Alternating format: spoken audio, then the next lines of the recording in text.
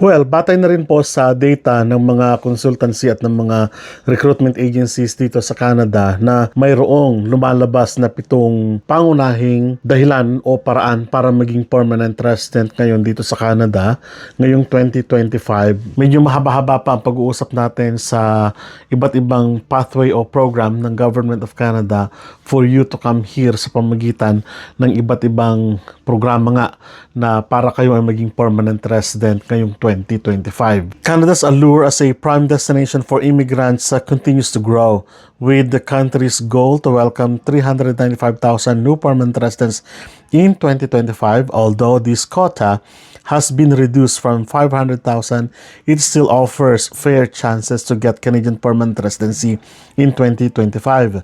This year, the Canadian Immigration Department's focus is on transitioning temporary residents inside Canada to permanent residents along with welcoming new immigrants from outside the country. So, ibig sabihin po nito na although ang priority nga ng Government of Canada yung tinatawag nating in-focus Canada, ibig sabihin kung sila ay o kayo ay mayroong temporary status dito sa Canada at except syempre yung visitor's visa like work permits and meron kayong PGWP, sila yung priority muna no, na bigyan ng permanent residency sa iba't ibang program syempre ng Government of Canada per province o kaya naman per region kung saan meron tinatawag nating mga pilot programs. But it doesn't mean na hindi na sila kukuha from outside Canada. So ibig sabihin, malaki pa rin yung tsansa ng mga kababayan natin na nagnanais makarating dito sa Canada kasi kung tatandaan po ninyo, napakalaki pa rin ng levels plan, quota ng levels plan. Although sabi natin 50% ang tinanggal sa halos lahat ng programa. But it doesn't mean sabi natin mahaba pa rin yung linya o yung way para na sa ganun ay makarating po dito sa Canada sa iba't ibang programa na babanggitin po natin. So ito po yung 7 programa na kung saan pwede kayong maging permanent resident ngayon sa Canada sa taong 2025. Ano? So una is the Express Entry. So the fast track to PR sabi natin. Lagi kong binabanggit yung Express Entry. No? The second one is the Provincial Nominee Programs or PNPs tailored to local news. So ibig sabihin napakaraming programa under Provincial Nominee Program. At under pa dyan, yung express entry nga na binanggit na natin noong nakaraan. Number 3 is the business immigration for entrepreneurs and investors. Number 4, kung family naman pag nag-uusapan, we have family sponsorship, reuniting loved ones, no? Atlantic Immigration is number 5 program. AIP is the regional solution naman, no? Number 6 is Canada or New Canada Caregivers Program, no? Para sa mga caregivers naman. And then number 7 is the New Rural Immigration Pilots. So ang gawin po ninyo ay in-navigate po ninyo yung 7 program na yan at pag-aralan po ninyo mabuti kung papasok po ba kayo dyan. Kung halimbawa, nakikita ninyo na mataas yung inyong score doon sa mga documents niyo, go for let's say express entry, ano? Kung halimbawa naman sure kayo na meron kayong trabaho na mapupuntahan dito o kaya naman meron kayong employer na magbibigay sa inyo ng kukuha sa inyo for LMIA and magbibigay sa inyo ng job offer, you can go for PNP naman, ano? Or Provincial Nomination Program o Nomination Program. Kung kayo naman ay mayroong syempre business, malaking pera, you can do so, mag-business po dito sa Canada. Another thing is for family naman, kung yung mga immediate family nyo ay nasa Pilipinas and then they want to come here in Canada, of course, family spousal, kung tawagin natin sponsorship o family itself, sponsorship naman ang sagot po dyan. And of course, sa regional naman, meron tayong Atlantic Immigration Nominee Program na dating pilot na alam na natin sa mga lugar o territory, probinsya naman sa Atlantic. So, yun naman ang susubukan ninyo, no? Yun, kamakailan lang, pinag-usapan naman natin yung mga caregivers natin na gusto at nagnanais makarating dito sa Canada together with permanent residency naman and soon kasama yung kanilang family. Nandiyan naman po yung tinatawag nating pilot program for caregivers naman sa may 2 streams po yun. So, balikan po ninyo yung vlog natin about dyan. And last but not the least po yung tinatawag nating Rural and Immigration Pilot Program na kung saan napakaraming sumasama mga cities naman ito and region kung baga na gustong magpalaki ng population naman. So, napakaraming option pa rin para na sa ganun makarating kayo dito sa Canada. 7 lang po po yan. Sabi natin, under sa mga main pathway na yan ay may mga subcategory, substream pa yan na kung saan ay pwede nyong galugarin para na sa ganun ay mai-align ninyo yung inyong mga sarili pagdating po ng panahon. So each of these programs has its nuances.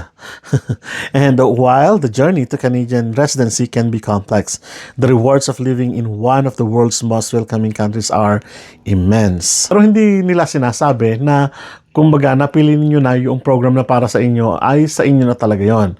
So maraming dokumento, maraming pwedeng magbago anytime yung program at pwedeng sabihin natin na yung program na yun kahapon ang dali-dali, ngayon pahirap na pala. So pwedeng maging ganon.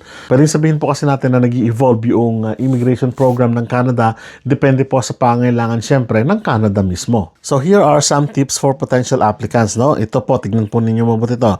Number 1 is stay updated. And the immigration laws and the targets can change anytime po yan. Keep abreast of updates from IRCC or through consultations with immigration lawyers or consultancy. So, magbisita po kayo ng mga consultancy katulad po nito, no? And then another one, prepare thoroughly, gathering all necessary documentations, understanding the languages requirements or language requirements, and proving financial stability are crucial steps. Yes, that's true po. And then consider your profile. Each program suits different backgrounds and the career stages. Choose based on where your skills, qualifications, and personal circumstances align best. So, personal profile, dapat paangatin nyo po yung inyong sarili ninyo dito. No? Engage with communities. Joining forums or groups for immigrants can provide real-life insights and support through the process. No? And beware of fraud.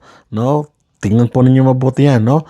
Baka maloko po kayo. Always stay cautious to avoid fraud or by verifying the information with the official IRCC website. Yan, hindi ko mo sinabi ng Vlogger 1, Vlogger 2, o kaya naman ng Kapitbahay 1, Kapitbahay 2, Kaibigan sa Canada 1, Kaibigan sa Canada 2, ay totoo na, no? Please verify, always verify yung mga naririnig niyo. Katulad ng narinig niyo sa akin ngayon. Hindi ako hindi ako hiwalay diyan, no? Kung narinig niyo sa akin 'yan, i-verify ninyo sa website o sa government website, sa IRCC o kaya naman punta po kayo sa CICC, yung consultancy, yung website o college ng mga consultant dito sa Canada kung totoo ba yung kanilang sinasabi o kung reliable ba yung consultant mismo, no? So, doon naman sa bahagi na kung saan ay personal naman, i-update ninyo yung mga sarili, and of course, pataasin nyo yung scores ninyo sa English exams, yung mga certifications ninyo, documents, dapat abreast kayo, dapat alagaan ninyo o kaya naman i-hold ninyo habang maaga pa, no? Ibig sabihin, i-align nyo yung sarili nyo sa kung ano talaga yung kinakailangan ng particular job ng province and then the federal government of Canada and of course the IRCC itself. So mag-rely po kayo palagi sa IRCC o sa CIC, Canada Immigration Citizenship.ca, para nang sa ganun ay yung binabasa nyo ay reliable, hindi kung saan-saan, ano.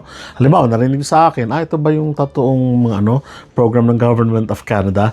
So, you can go to IRCC, CIC to verify. No? Ako mismo, sinasabi ko sa inyo na ganun, para sa ganun, matuto din po kayo na mag-research ng mga streams, programs ng Government of Canada para maging permanent resident po dito sa Canada ngayong 2025. So, I hope po nakatulong yung tip natin para sa ganun ay maging mas maayos yung paghahanap ng trabaho, syempre ng pagiging permanent resident niyo dito sa Canada, no? So, usap-usap po muli tayo sa mga susunod na vlog. So, maraming salamat. Kita-kita po. Paalam.